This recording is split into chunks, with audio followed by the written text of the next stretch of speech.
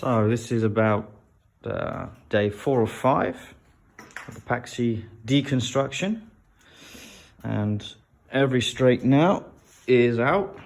Starboard side was obviously very rotten and we weren't going to keep that, but we wanted to keep the port side strakes because they were in actually very good condition and they're perfect for lamination, perfect for patterns.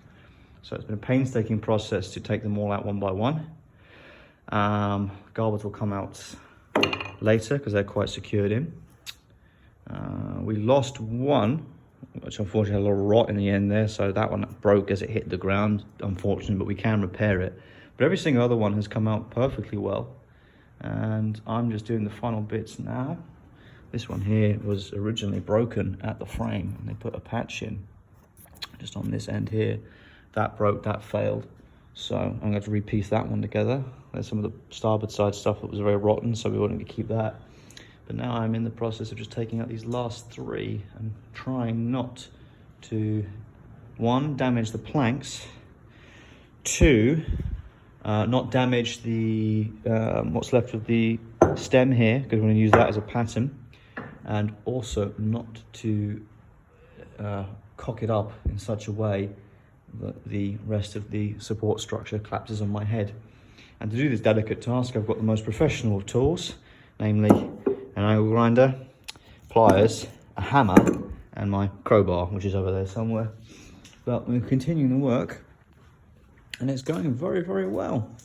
There's a plank we took out earlier. It's number 11, I believe. Yeah, that'll have to be patched, but it's a good pattern nonetheless. We've got it all roped up here to take it off the structure. And I'm just in the process of taking it out on the stern. There's Paxie's old name there.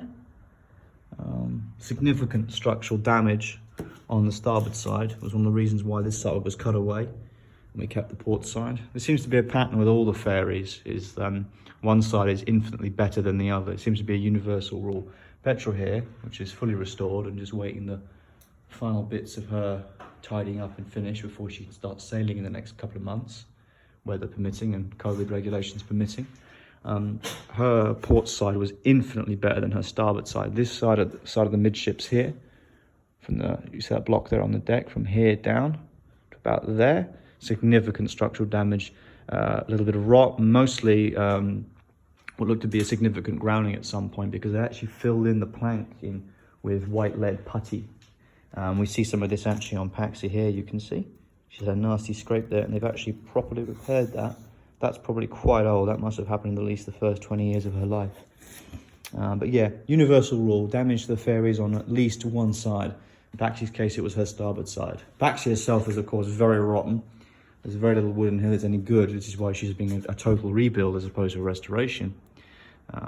But again, these planks are a godsend. These are the genesis, the DNA, if you will, of a classic sailing yacht, and keeping them intact is crucial.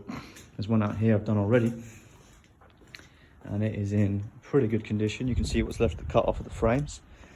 There's the stern end up by the transom.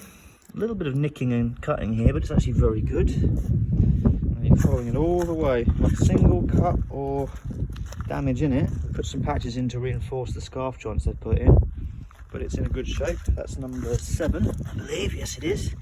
I'm going to leave that here and take it up to the shed later once I've got the rest out. So far, so good. Again, it's just seeing if I can get it out without damaging the transom now. So I'll let you know how it goes. But yeah, 110 years of life, and this is Paxie today. But it may look depressing, but soon, in the next couple of months, a beautiful brand new ferry will rise off the original keel, from the ashes as it were. And she'll look as beautiful as her sister Petrel there when she's finished. Petrel, of course, a couple of years younger than Paxie. She was built for the Sligo Rowing and Yachting Club on Loch Gill back in 1908. Petrel was a one-off ferry, as opposed to being part of the actual official class at Enniskillen or the Royal North. So she'll be looking grand as ever. Petrel had a very interesting history. I'll talk more about that later. But we bought her first originally. Petrel was in very good condition, tip-top condition. Virtually no planking was damaged or rotten. All her frames and decking were gone, as were her stem and stern timbers at the rear. They were all gone. Nothing much to save on those, but they were good patterns.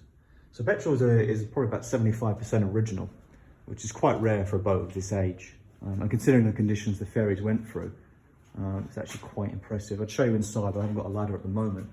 Have a wee look in there. Probably can't see much. Some of the preliminary rigging is already on for the deck. We're just putting the last and metal floors right now. She needs a very big clean up because she's very dusty and dirty. She's been sat here for a couple of years now because our work on this very project ended for various personal and family reasons. But we're back on track now. And then hopefully the next couple of months, we'll have the old girl sailing. Petrol was originally emerald green, and then we put her into this awful French blue, which I hated, and Dad hated as well. So we put her into emerald green. It's actually a Norfolk green, but it's very good. She's going to look magnificent when she's on the lock. That's her mast and spars, all brand new. So yeah, she'll be the next one to come out. Once she's out, Doreen, the other yellow ferry, also like Paxie, a complete wreck at this point, she'll be brought in here and she'll be dismantled. And in the coming months, you'll see 2 ferries rising up in their places. And hopefully by 2022, they will be sailing on the lock, back what they used to be. So it's a good bit of history, good bit of heritage for us to save. Again, hopefully all goes well. Hopefully I can get these planks out without destroying myself or the boat in the process. You can see some of the more external damage here on the stern. And this is of course old English oak, European oak or Irish oak as they'd call it. You can see significant structural rot and damage here. This was even worse than on petrol. Petrol's actually in fairly good condition compared to this. But as a universal rule, oak, give it 40 years, it's gone. It's no good for boat construction anymore, particularly what you can get to it. You can see the extensive damage. As to what was holding this ferry together all these years, I really don't know. Quite frankly, a miracle. But it was still going, as it were. And you can see the rod all the way down to the keel. Got the keel currently supported by 2 heavy blocks with an iron bar through it. That's the only thing really keeping her up. The structure is kind of superfluous. If I didn't have that there, she would have fallen over by now. But hopefully at the end of the day, I'll have these planks out and I'll give you a wee update on what we've been up to.